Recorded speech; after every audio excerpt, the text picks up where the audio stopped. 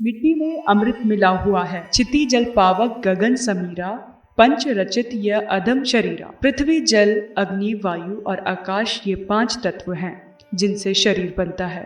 इन 5 तत्वों में से जो ज़्यादा स्थूल है वह पृथ्वी तत्व है। इसमें शेष 4 तत्व मौजूद हैं। कोई भी प्राणी तब तक स्वस्थ रहता है जब तक 5 तत्व अपने अपने अनुपात से मौजूद रहते हैं। जब किसी में कमी पेशी होती है तो प्राणी में विकार आते हैं। यह विकार ही रोग है। यूँ तो बीमारी के कारण मानसिक भी होते हैं, लेकिन मानसिक बीमारियों को भी प्राकृतिक उपचार ठीक कर देता है। प्राकृतिक उपचार में पृथ्वी जल अग्नि वायु इन 4 तत्वों का उपयोग किया जाता है। यूँ अन्य और औषधियाँ भी इन तत्वों से हरी पड़ी हैं। प्राकृतिक उपचार में खान पान के संयम और पाथ्य की आवश्यकता तो होती ही है, पर बाहरी उपचार भी आवश्यक होता है।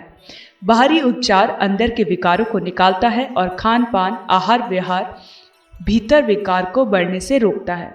उपचार की सबसे बड़ी विशेष यही होनी चाहिए। यदि बाहर बीमारी निकलती रहे और भीतर बीमारी बढ़ती रहे तो इस प्रकार स्वास्थ्य होना कठिन है। उसी प्रकार भीतर बीमारी अच्छी होती जाए पर विकार नष्ट न हो, ऐसे उपचार भी बेकार सिद्ध होते हैं।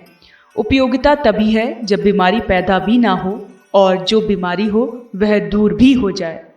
इसीलिए बाहरी उपचार और खान पान आचार विचार इन दोनों पर ही स्वास्थ्य निर्भर रहता है। तत्वों के उपचार में पृथ्वी तत्व का उपचार जहाँ आसान है वहाँ निरापद भी है। मिट्टी की चिकित्सा से कभी हानि होती ही नहीं और छोटे से छोटे बच्चे से लेकर वृद्ध व्यक्ति तक की चिकित्सा आसानी से की जा सकती है। ऐसा कोई रोग नहीं जिस पर मिट्टी का उपयोग ना किया जा सके, फिर वह चाहे कैसा ही असाध्य क्यों ना हो। मिट्टी के उपचार में अधिकतर चिकनी मिट्टी का उपयोग किया जाता है। साथ ही वह मिट्टी साफ जगह की होनी चाहिए और शुद्ध होनी चाहिए। यूँ अशुद्ध मिट्टी कोई विशेष हानि तो नहीं पहुंचाती, पर देर लगा देती है। इसीलिए जहाँ तक साफ और गंदगी से रहित मिट्टी मिल सके वहाँ तक अन्य किसी प्रकार की मिट्टी का प्रयोग नहीं करना चाहिए। मिट्टी में किसी प्रकार के कंकड़ पत्थर ना होने चाहिए, हो तो उसे निकाल देना चाहिए। मिट्टी को बारीक पीसकर यदि संभव हो तो कपड़े से छान लेना चाहिए, पर ना हो तब भी काम चलेगा।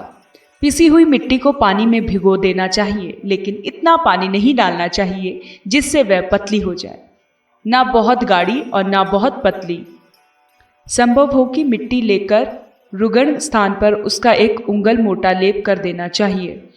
जुखाम की अवस्था में गले पर, सिर दर्द से सिर पर या माथे पर, आंख दर्द पर आंख बंद करके उसके पलकों पर, दांत दर्द की अवस्था में जबड़े पर, गले की सूजन पर या खांसी आदि में गले पर, छाती पर, कान के दर्द में कान के चारों ओर मिट्टी का लेप लगाना चाहिए।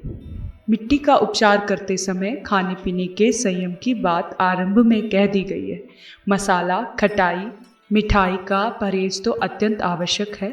सात्विक और सुपाच्य भोजन तथा हरा साग अपनी बीमारी की अवस्था में ही नहीं, स्वास्थ्य अवस्था में भी खाते रहना चाहिए। अखंड ज्योति, फरवरी 1949। हमारे YouTube चैनल विचार क्रांति दूत अखंड ज्योति पत्रिका को सब्सक्राइब करें एवं अगली वीडियोस प्राप्त करने के लिए बेल आइकन दबाएं। धन्यवाद।